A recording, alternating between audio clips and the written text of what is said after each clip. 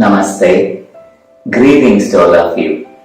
Grandmaster Chivakaksharuடைய Creative Transformation Golden Lotus Sutras on Spiritual Practice இந்த புஸ்தகத்திலிருந்து On Development அப்படிங்கிற டாபிக்ல இன்னைக்கு வரக்கூடிய முக்கியமான சூத்ரா என்னங்கிறத இப்ப பார்க்கலாம். The personality is shed like a snake skin.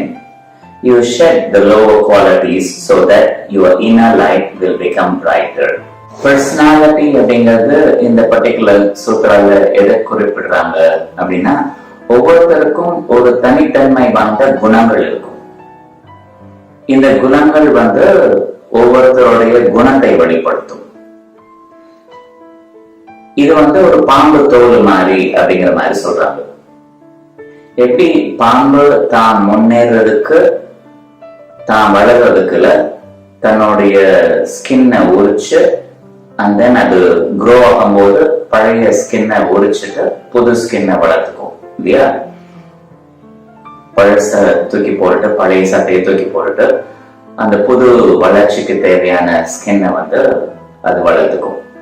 அதே மாதிரி பர்சனாலிட்டி சொல்லக்கூடிய அந்த ஜீவாத்மா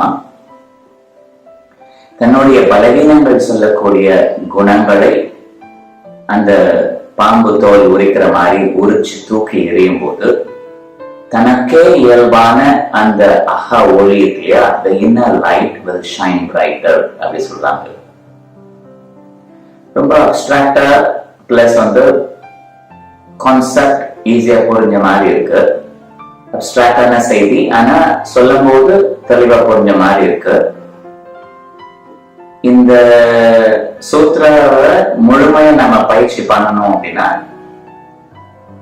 ஜென்ம ஜென்ம பலன்கள் நம்ம அனுபவிக்க வேண்டியிருக்கும். இதை செய்யணுங்கிறதுக்காகவே பிறகு எடுத்தது தான் நம்மளுடைய ஜென்மம். ஆக்சுவலா அப்போ பலவீனங்கள் நம்மளுடைய வளர்ச்சிக்கு தடையா இருக்கும்.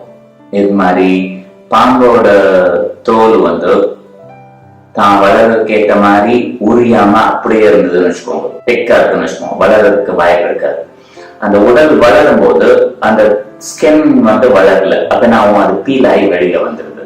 அதுக்கேற்ற மாதிரி புது ஸ்கின் வந்துருக்கு. அது மாதிரி நம்மளுடைய நல்ல குணங்கள் முன்னாடி நம்ம பழக்கத்துக்கு நம்மளுடைய பழைய குணங்கள் ஓரளவுக்கு சரியா தான் இருந்திருக்கும். ஆனா நம்ம முன்னேறணுங்கிற நிலை வரும்போது அந்த பழைய குணத்தை இங்க பயன்படுத்த முடியாது.